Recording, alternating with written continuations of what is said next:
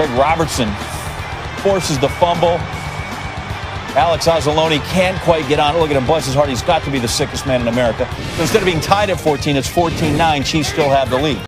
Looking, and decides maybe I can't get it all. Latavius Murray, okay, I'll get it all. Just give me the ball, I'll make the play. Saints don't make the two-point conversion, but they do have the lead. 15-14. Don't go for two. Later in the third, Chiefs second and goal. They rediscover their offense here. Mahomes, McCole, Hardeman, great catch. And this is your buy time. Guys coming after you. Sidelines right there. Next gen, 28.7 catch probability after he was just 4 yards from being out of bounds. 100% Chiefs took the lead. Fourth quarter, 2nd and 9 for the Chiefs. Mahomes, incomplete, looking for Robinson. During the play, Cameron Jordan called for unnecessary roughness. And we got the second guy there. Second personal foul, ejected from the game. Get out, you're bad. Marcus Davenport's in. They're going to go right at the twos. Little option play there. Mahomes to Le'Veon Bell, 12-yard score. That's how they used to do it down there in the triple option in the Big 8 and the like. Chiefs go up 29-15 after the two-point conversion. Saints close the gap to 7. Handoff, Clyde Edwards-Helaire, the fine rookie. That's not what they want to see here. He is down after the play. Got to be hobbled off.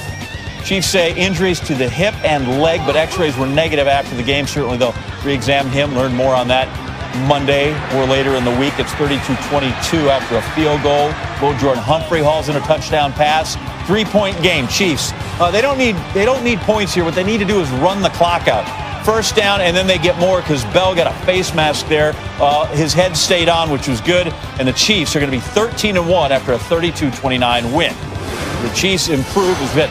13 wins in 14 games, tied with the 2011 Packers, 98 Broncos, 1990 49ers for the best start through the first 14 games of a season by the defending Super Bowl champ. The Packers, by the way, their one loss to KC.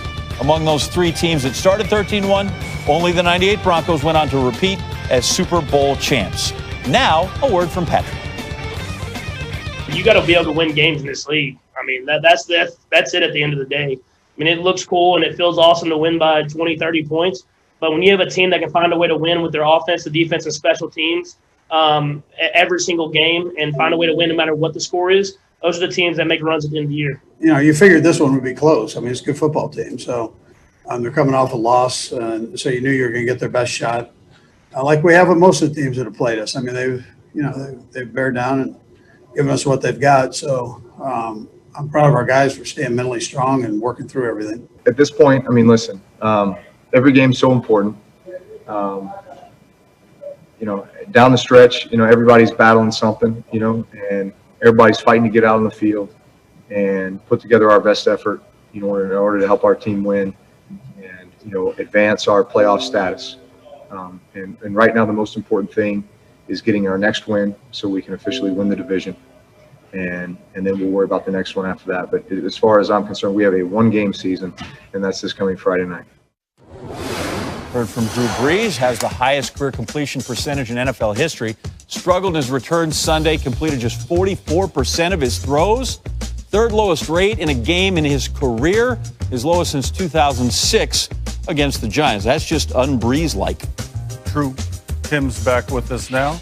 I'm a fan of that play, Mahomes, that quick little forward pitch. But we're going to talk about Brees. When we heard he had 11 ribs broken, we're all like, do we even have 11 ribs? That's a lot to come back from. John pointed out he throws 3 touchdowns, but his percentage was way off from what we're used to. What did you make of his return?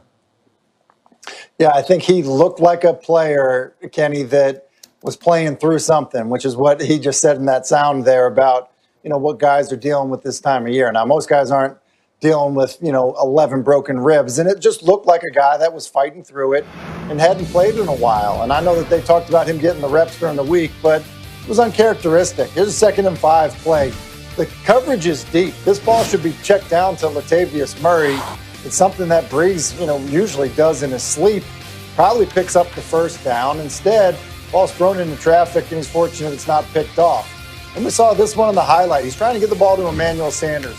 Sanders ends up getting doubled, and so Brees sees it late, kind of confused by it, tries to regrip, kind of reset and get the ball outside, but he's late with it because of that, and now all of a sudden the ball's picked off because it's late and inside. And then on this one here, he's trying to, he's facing too deep. He's trying to throw the ball down the middle. Just stares down Jared Cook. He's running down the middle of the field. It brings the backside safety, Tyrann Mathieu, into play. And so he just looked like a guy that hadn't played in a while. Looked like a guy that was coming off of an injury. And look, it's probably a good thing for the Saints to have him have that game now rather than in the postseason, but certainly was a difference in the football game today. Tim, don't go anywhere unless you got like more important business than us. We have one more for you to comment on. It's done. Both teams fighting for a playoff spot, even though, oddly enough, one was 9-4, the other one was 5-8. Browns a chance to get to 10 wins for the first time in 13 years, just the second time in 25 years. Now the Giants, so they've had some COVID, so they don't have an offensive coordinator that's usually there, and that's an odd 4th and 5 kind of play. Riley Dixon's pass is incomplete. We look at this again. Punter Riley Dixon drops back to throw. Center Nick Gates is right there, but it's the kicker, Graham Gano, who's the open one. And, yeah, sometimes the centers just, they're dancing bears. Baker Mayfield throws it, got his man, Austin Hooper, and the Browns go up 7-3. Feel like that might be enough points to win this game. Later in the second, 4th and 2, Giants are going for it. Wayne Gallman stops short of the first down deep in their own end. Turn it over on downs. Giants, first team to turn it over on downs twice in the red zone in the first half since 2006. Later in the second, Mayfield, Jarvis Landry, he comes in. That guy's found his game. Baker Mayfield, 17 of 19, 172 yards, 2 touchdowns in the first half. It's 13-3 lead. Mayfield, well, you know what? Let's go more. This team's going to make the playoffs, which they've done once in the last 13 years. Rashad Higgins, that's a gain of 20. Later in the drive, Nick Chubb, damn good dog. Looks like he may bounce that outside. Nope, sticks his head in there, gets between the tackles, scores. It's 20-3, and the final score is 20-6. No touchdowns for Colt McCoy.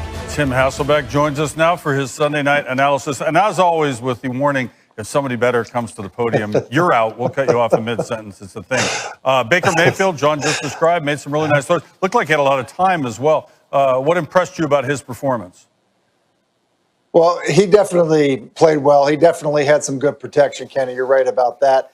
He just looks comfortable and really playing probably the best football of his career right now. There's just a decisiveness, kind of this assuredness that he has in the pocket. It's pretty evident. Good example here. He's just throwing a little, wide route to the left, but because of the blitzing defender, he just finds a throwing lane. A lot of times guys throw it blind, the robots, ball gets hit in the air, it doesn't happen there. Here he's going to Austin Hooper, who's really covered by a linebacker initially, but he's on the same page as he uncovers, still throws on time and gets the ball out. And then on this touchdown pass to Jarvis Landry, he's really trying to get the ball to David Njoku, but he falls down on the route, and Baker does a good job of just staying with it and then throwing a really accurate ball to Jarvis Landry in the back of the end zone. And look, I just think that he's playing good football right now because what they are doing offensively fits him. And I think Kevin Stefanski, in terms of what he likes to do schematically, it's a nice little pairing, and it's something I think we're seeing, kind of this Browns team play better in the back half of the season with everything in terms of how the offseason went. Tim, a comprehensive opening answer, but that's just the start of things. John's going to call it.